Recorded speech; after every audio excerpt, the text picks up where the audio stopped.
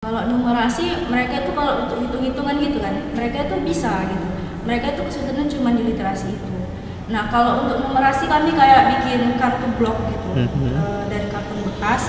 Ada kami bikin kayak belajar positif negatif. Gitu. Oke. Nah, kami bikin jadi kayak sebuah game. Gitu.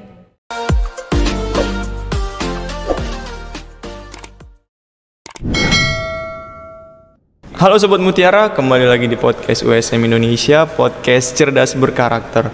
Saya Edovan Houten Sidabuke, selama beberapa menit ke depan akan menemani Sobat Mutiara semua untuk berbincang-bincang dengan satu lagi nih mahasiswa kampus mengajar angkatan keempat yang telah menyelesaikan tugasnya nih.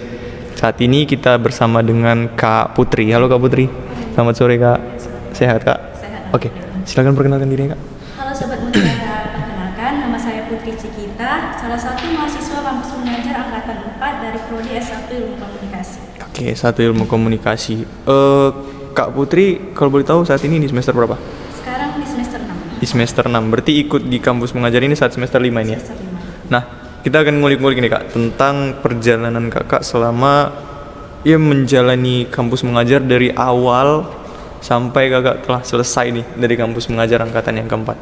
Nah, kalau boleh tahu Kak, pertama kali tahu program kampus mengajar ini dari mana dan apa yang memotivasi Kakak hingga Kakak pengen ikut nih di kampus mengajar?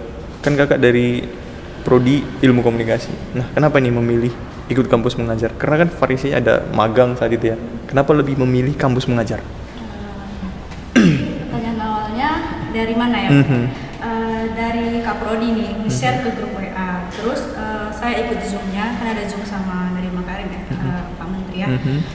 Ya udah, habis itu saya berpikir kan, memang jurusan saya ini, tapi saya lebih prepare ke ngajar, gitu, lebih senang ngajar gitu. Oke, berarti memang udah ada Jiwa-jiwanya. jiwa-jiwa ngajar nih ya. Nah, pertama kali tahu dari Kaprodi kemudian memilih kampus mengajar, apa sih syarat-syaratnya? Mungkin juga Sobat Mutiara di rumah pengen tahu dan pengen ikut nih kampus mengajar berikutnya. Apa syarat yang harus kita penuhi nih? Kalau syaratnya itu ada surat rekomendasi dari kampus, kartu hasil studi, sama itu aja sih, sama ini izin orang tua dan surat fakta integritas itu dari kita. Oke. Nah, tadi menarik nih, ini ada izin dari orang tua dulu nih ya. Nah, Kakak kan memang disiplin ilmunya itu bukan dari disiplin ilmu pengajar nih, ilmu komunikasi. Dan ketika menyampaikan ke orang tua bahwa akan ikut program kampus mengajar, respon dari orang tua gimana? Pertama kali ngomong gitu kan, bilang, "Ma ikut ini ya," gitu kan. Kan nggak sesuai jurusan, gitu kan. Ya nggak apa-apa, karena suka aja gitu kan. Oh ya udah, kalau memang kira-kira senang bagus ya udah lanjutkan aja, kalau orang tua support aja sih. Oke, berarti memang orang tua juga mensupport lah gitu ya. Nah, ketika Kakak mendengar pengumuman nih, kan Kakak udah daftar, udah dapat izin orang tua, berkas-berkas segala macam sudah selesai. Kemudian keluar pengumuman lulus. Kalau boleh tahu lulusnya di mana nih? Di SD Negeri 26 Pangkatan. Pangkatan ini di daerah mana nih Kak? Di Kabupaten Labuan Batu. Kabupaten Labuan Batu. Ini kalau boleh tahu Kakak asalnya dari mana? Dari Labuan Batu juga, Oke. tapi saya dari Bilahulunya. Oke, dari Labuan Batu. Ditempatkan dari situ. Berarti dekat dari rumah nih Kak ya tempatnya? Jauh banget. Jauh. Oke, seberapa jauh sih dari rumah? Gini kan, saya kan dibilang di kotanya di Kabarannya kan. Nah dia itu 1,5 jam, tapi kalau kilometernya saya kurang tahu. Oke. Terus yang dilewatin juga ekstrim kali lah. Oke, berarti dari rumah ini 1,5 jam ke lokasi penempatan. Ya, benar. Oke. Kakak dari rumah pulang balik atau gimana nih? Awalnya tuh saya ngekos ya kan, habis itu ada beberapa insiden gitu kan. Oke. Akhirnya saya memilih untuk PP. Oke, memilih untuk PP. Ini naik kendaraan sepeda motor? Iya benar. Sendiri? Enggak. Mama itu nyarikan guru di situ gitu kan, biar bisa boncengan, jadi saya juga aman. Tapi kadang sekali-sekali saya pergi sendiri juga. Oke, berarti Kakak tadi katakan ekstrim. Ekstrim apa sih jalannya di sana Kak? Aduh. Itu nyebrangin getek, tau nggak abang? Getek itu apa tuh? Kayak perahu, tapi dia perahu besi gitu kan, besar. Yaudah itu bisa masuk kereta gitu. Udah nyebrangin getek, terus ngelewatin perkebunan. Sebenarnya itu terlalu ekstrim untuk cewek sih. Oke, berarti ini yang diseberangi sungai ini ya? Sungai. Menggunakan kendaraan sepeda motor dan ada untuk penyeberangan itu tadi ya. Nah, setelah kakak melalui itu ketika pertama kali nih datang ke sekolah itu, sambutan dari sekolahnya ini gimana sih kak? Kalau sambutan dari sekolah itu baik sih kalau sambutannya ya. Cuman yang jadi kendala ya cuman di dalamnya aja. Oke, berarti ya sekolah menyambut baik, tapi ya memang tantangannya itu di perjalanannya itu tadi kak ya. Oke, ini kan sambutan dari sekolah baik. Kemudian ketika pertama kali kakak datang ke sana, kalau boleh tahu di kampus mengajar difokuskan untuk bidang apa sih kak? Di bidang literasi dan numerasi. Literasi dan numerasi. Nah, di literasi dan numerasi di sekolah itu kakak lihat gimana sih? Kayak mana ya, banyak kali sih siswa-siswinya yang tertinggal gitu kan.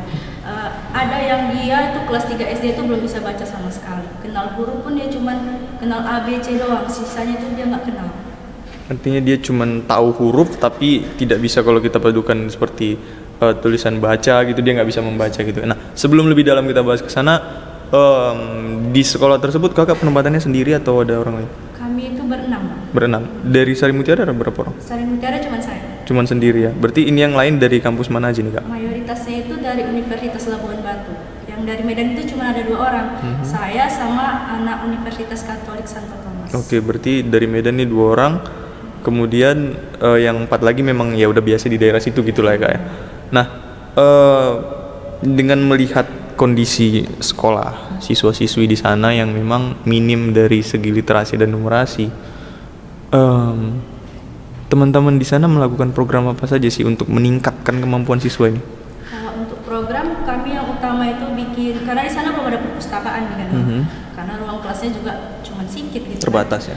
Kami memanfaatkan bekas gudang.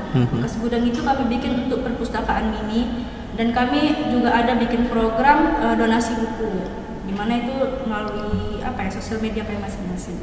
Kemudian setelah itu kami bikin kayak kelas alam. Kelas alam itu dia lebih mengenalkan bacaan gitu kan ke murid-murid yang masih kelas bawah sih gitu kan. Itu dia kelas alam itu di luar kelas. Jadi kayak ice breaking gitu ya. Oh, iya. Gitu. Terus kalau yang di dalam kelasnya juga kita mengajarkan lebih ke numerasi literasi juga sih. Oke, berarti fokusnya itu memang ke literasi dan numerasi, hanya mungkin variasi yang teman-teman buat ini berbeda dari guru-guru yang selama ini buatnya. Karena tentunya kalau kita mungkin bukan hanya anak-anak, kita juga kalau belajar di tempat yang memang nyaman pasti lebih gampang masuk tuh ilmunya gitu ya. Nah, itu tadi terkait literasi. Nah, untuk numerasi sendiri ini kakak lihat di sana gimana sih dan apa yang kalian lakukan ini? Nah, kalau numerasi mereka itu kalau untuk hitung-hitungan gitu kan, mereka itu bisa gitu. Mereka itu kesulitannya cuma di literasi itu.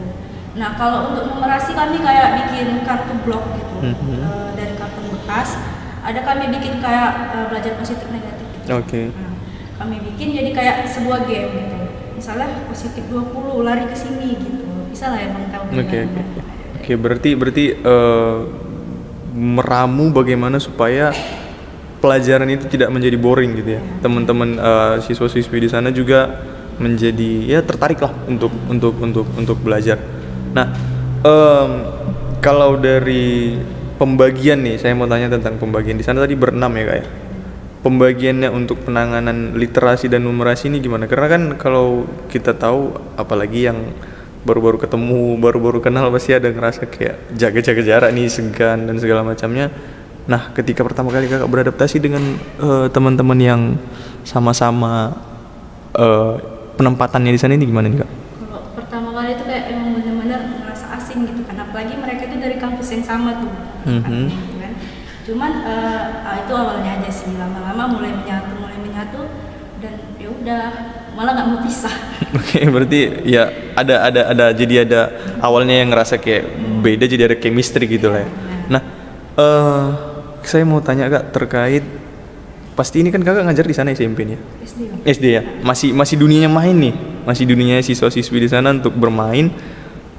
Selain tadi untuk mengajarkan bagaimana literasi dan numerasi, hal apa lagi sih yang diajar kepada siswa di sana? Apalagi kan masih anak-anak. Kalau ibu tahu siswa di sana itu banyak nggak sih kak? Berapa banyak sih siswanya? Totalnya tuh bang, dari kelas 1 sampai kelas 6 itu cuma 30 orang. Dari kelas 1 sampai kelas 30 orang. Berarti satu orang satu kelas itu bisa ada yang Ada yang 2 orang. ada yang 2 orang gitu ya. Berarti ya sedikit sekali nih ya. Sangat sedikit. Nah, ini kan pastinya mereka masih di dalam dunia main lah, pengennya main. Gimana cara teman-teman buat meng-hire mereka supaya nggak ngerasa bahwa kakak ini kok ngatur kali sih gitu. Gimana cara apa sih trik-trik, apalagi kan mendidik seorang anak SD ini susah ya. Susah. Dari teman-teman di sana ini gimana? Kalau dari kami ya, biar mereka mau diajak juga belajar gitu kan, kami tuh ada bikin yang namanya Selasa Karya. Jadi kami itu bukan cuma di literasi numerasi doang gitu Oke. kan. Mereka bisa menyalurkan karya-karyanya gitu, misalnya dari puisi, pantun, dance, semua itu di setiap hari Selasa itu selalu ada gitu.